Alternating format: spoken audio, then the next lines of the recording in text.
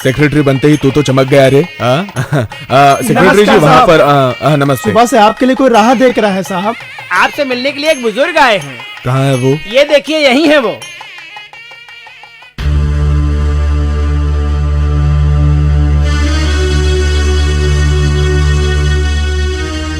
अरे अरे, आप क्यों आ रहे हैं?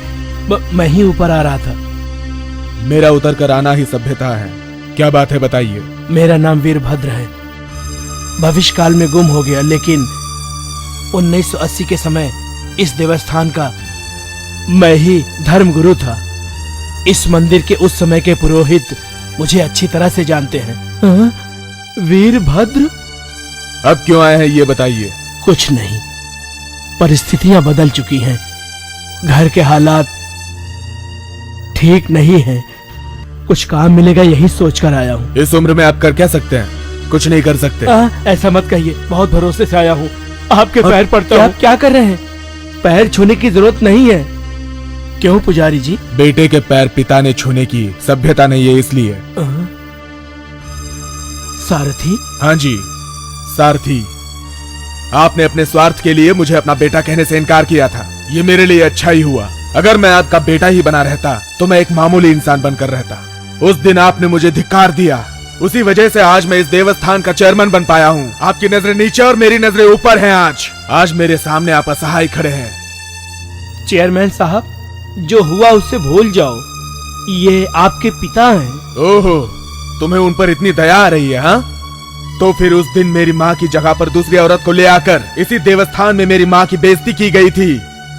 उस औरत के हाथ में आपने आरती दी, उसी के हाथों आपने भगवान का अभिषेक करवाया।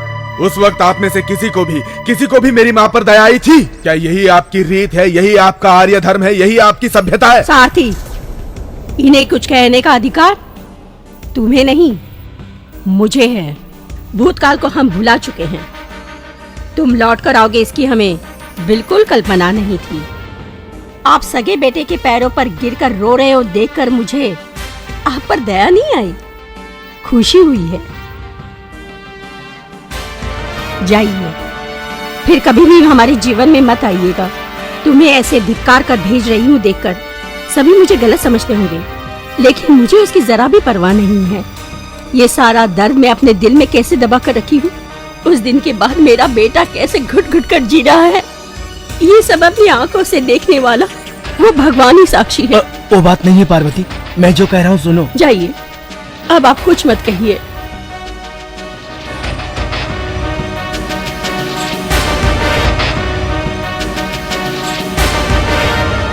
तुम्हें देवस्थान में चेयरमैन बनाने का एक मुख्य कारण था। क्या कारण था? बोलिए ना सर। देवस्थान के पास जो 5000 एकड़ जमीन है वो किसी काम की नहीं है, वो बेकार पड़ी हुई है। बहुत लोग उस जमीन को हड़पना चाहते हैं। उस मंदिर का जो पुजारी है, एग्जीक्यूटिव कलेक्टर, उस जमीन की नीलामी करने नहीं दे रहा है। फिर तुम वहाँ के चेयरमैन हो और अपने पावर का इस्तेमाल करके कुछ इस तरह से नीलाम करो कि वो जमीन हमें मिल जाए, जिससे हमारी पार्टी को बहुत फायदा होगा। वहाँ से आने वाले पैसे से हम बहुत काम कर सकते हैं, इस देश की जनता के लिए काम आ सकते हैं, और ऐसा करने से हमारी पार्टी का नाम और भी अच्छा हो जाएगा। इसलिए उस जमीन की नीलामी करना तुम्हारा काम है। बस इतना ही?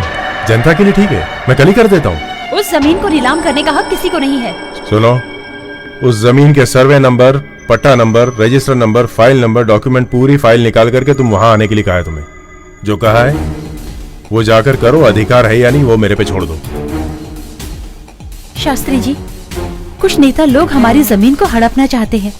बहुत सालों से आप इस मंदिर के प्रधान पुजारी रहे हैं। आप चाहे तो इसे नीलाम होने से रोक सकते हैं, और आपको ये हक है। इसके लिए आपको कोर्ट से स्टे ऑर्डर लेना होगा। मेरा जो काम है मैं करता हूँ। Good morning sir. आपने मंदिर की जिस जमीन के कागजात मांगे थे वो सब मैं तैयार करके लाई हूँ।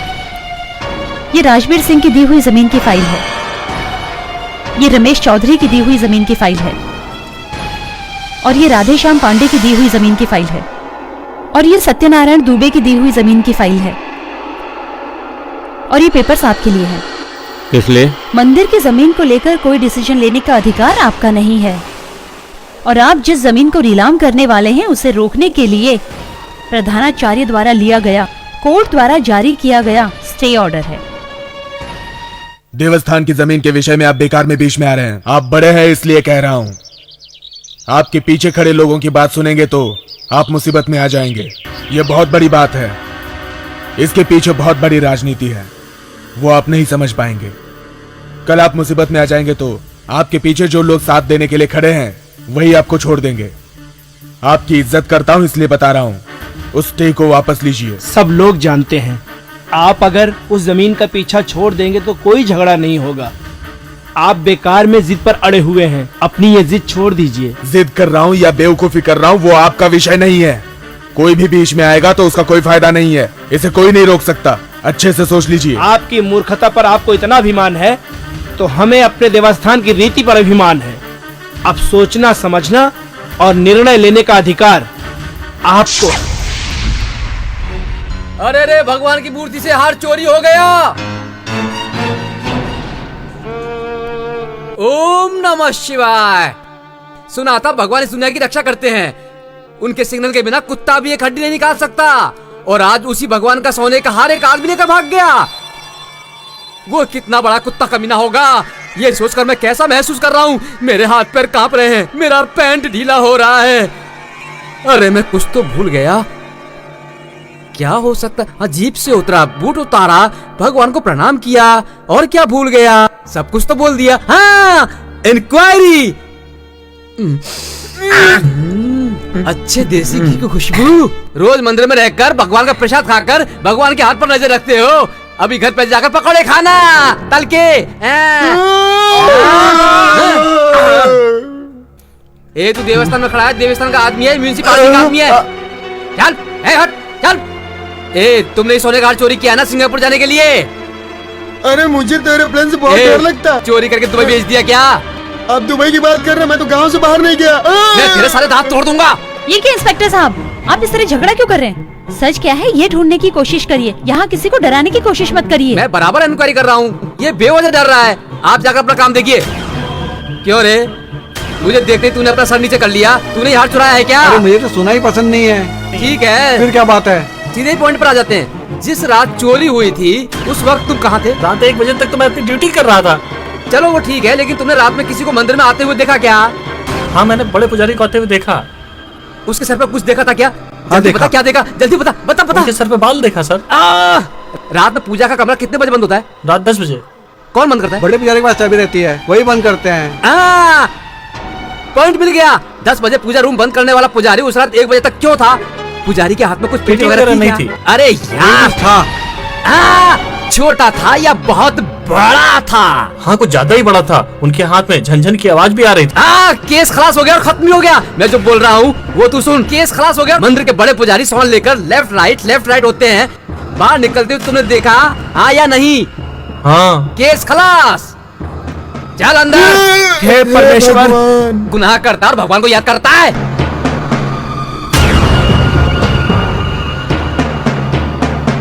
जो इंसान गीता पढ़ने वाला, गायत्री मंत्र पढ़ने वाला है, तुमने उसे चोर कैसे कह दिया? क्यों किया तुमने ऐसा? मुझे पता है मैं तुम्हें नहीं मिलूंगी, इस डर से तुमने मेरे पिताजी पर चोरी का झूठा इल्जाम लगा दिया। मैं तुम्हें नहीं मिल पाऊंगी इसलिए तुमने मेरे पिताजी से बदला लिया। मैं पूरी तैयारी करके आई हूँ, अपनी इच्छा पूरी कर लो।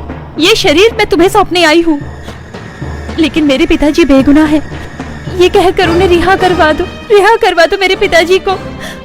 मैं अपने पिता के बिना एक पल नहीं रह सकती मैं उनके बिना। मेरे साथ जो चाहे कर लो, मेरे पिताजी को बचा लो। कामाक्षी, मैं तुम्हें प्यार करता हूँ, तुम्हें दिल ही दिल में चाहता हूँ। तुम्हारे शरीर की चाहत मुझे नहीं है, मैं तुम्हें नहीं बर्बाद करना चाहता। तुम्हारे पिताजी बिल्कुल बेगुनाह है, उनको कुछ नहीं होगा। मैं उनको लेकर आता हूँ। जाओ जाओ कामाक्षी। मुझे छोड़ दो, मुझे जाने दो। अगर तू कबूल कर लेगा तो मैं तेरे ऊपर केस नहीं करूंगा। मैं ब्राह्मण हूँ, मैं गायत्री मंत्र का जाप करता हूँ, मैं चोरी कैसे कर सकता हूँ? मुझे कुछ नहीं मालूम, मुझे जाने दो। मैं कुछ तो भूल रहा हूँ। शर्ट उतार लिया, पैंट पहन लिया, जिप लगा ली, बेल्ट भी लगा ली, घड़ी भी पहन ली। याद आया, तुम्हें परलोक भेजना भूल गया।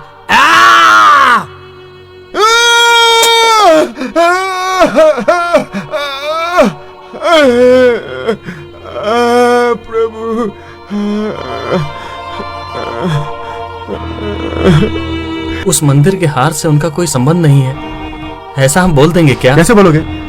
जब तक असली चोर के बारे में मालूम नहीं पड़ेगा। चोर पकड़ा जाएगा तभी तो मालूम पड़ेगा। सीएम के पास जो हार है उसे हम लोग लेकर मंदिर में जैसा था उसी तरह वहाँ पर हम लोग रख देंगे, किसी को पता नहीं चलेगा। क्या बकवास कर रहे हो? वो हार सीएम के पास है? सोने का हार का सीएम से क्या लेना देना है? पागल तो नहीं हो गए हो? तू ऐसी बात कर रहा है जैसे तुझे कुछ मालूम नहीं। उस दिन तुमने और सीएम ने पार्टी ऑफिस में फैसला करके मुझे बताया था। किसके बारे में? अपने मंदिर के हार के बारे में। क्या बोला था? उम्र में मुझसे छोटा ये सोचकर उस आदमी की आज तक की मैं इज्जत कर रहा था, और वो मेरे खिलाफ स्टे ऑर्डर लेके आता है, चाहे कुछ भी करना पड़े। कल ही मैं उस जमीन की नीलामी करवाऊंगा। हाँ, ऐसा ही करो। हम उस आदमी से क्यों डरे? कोर्ट का मामला है, कोर्ट का नहीं है। पकड़ा गया तो हड्डी पसली तोड़ देंगे। मैं तुम्हें अपनी पार्टी का नेशनल लीडर बनाना चाहता था, लेकिन तू इस पुजारी के मैटर में क्यों रे? हमने तुम्हें उस मंदिर में क्यों बहाल करवाया था? इसलिए कि वहाँ जो कुछ होता है हमें बताओ। आप लोग बोलिए, मैं उनके लिए कुछ भी कर सकता हूँ। ए सुनो, आप लोग चुप हो जाइए, इन सब लोगों को यहीं पर रहने दो। ये जो भी कहते हैं बराबर सुनो और हिम्मत से काम लो। हाँ ठीक है। तुम्हें डरने की जरूरत नहीं है, मैं हूं ना साथ में। अरे भाई तुम जाओ, डरेगा नहीं। तू डरना नहीं, हिम्मत से काम लेना, होशियारी से, समझा? ठीक है, मैं देख लूंगा। अरे बेटे,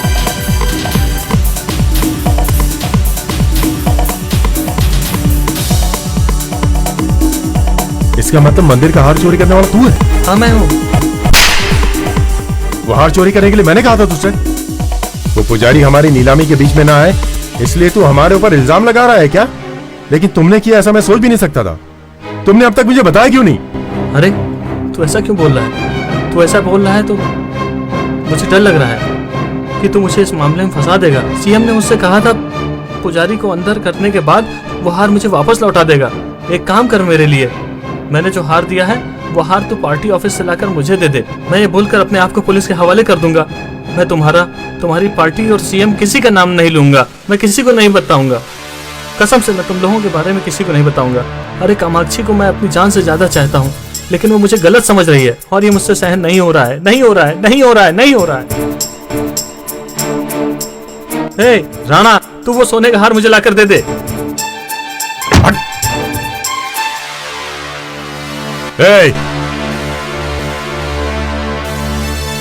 राणा, वो सब लोग किधर गए? कोई नहीं है इधर। मुझे लगता है सब मिलकर कुछ गोलमाल कर रहे हैं। सब मिलकर मंदिर गए हैं। मंदिर गए? मंदिर का हार चोरी हुए पूरे 10 दिन हो चुके हैं। वो क्या है कि तुम सब लोग चुप बैठो। कल असेंबली में होने वाली बैठक में सब लोग मुझसे ही थोड़ा पूछेंगे। सा टाइम ले लो। आप लोग किसी काम के नहीं हो, इस काम को मैं सुनो ही तो संभाल सही, लेता हूँ, सुनो, समझ गए?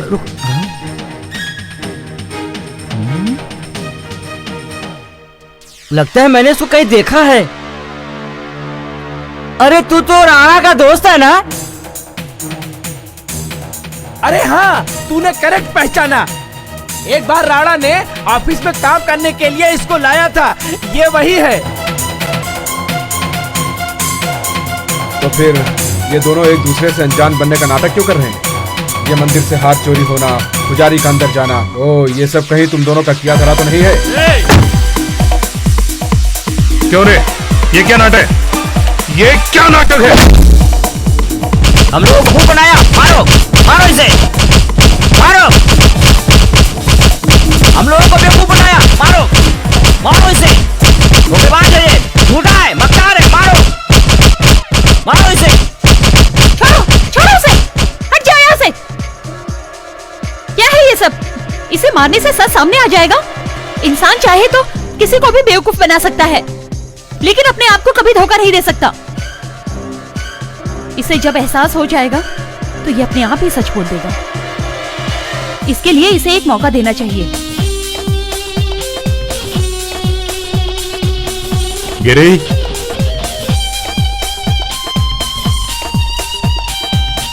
ए गिरी, गिरी, ए, किसने इसको मारा?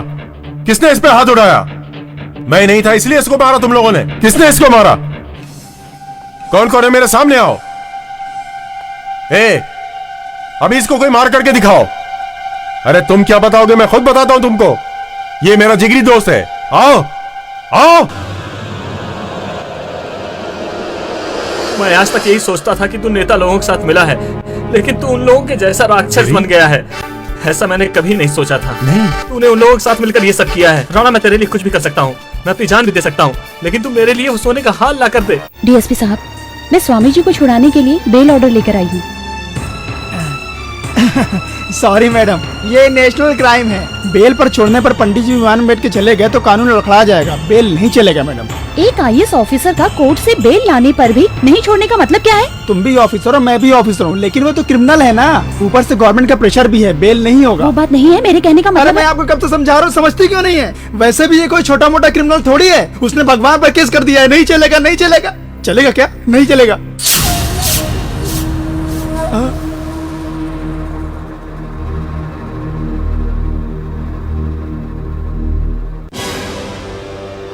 पुजारी जी को छुड़ा कर ले जाने आया हूँ। आइए पुजारी जी, आइए। मैं आपसे हाथ जोड़ के स्वागत करता हूँ। आइए।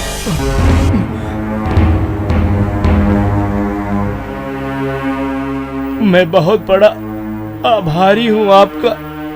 मेरा दिल रो रो के कह रहा है कि मैं निर्दोष हूँ। मैंने उसी दिन आपसे कहा था, उनमें से कोई भी आपका साथ नहीं देगा। चलिए। मैडम, आपका बेल एक्सेप्ट हो गया है।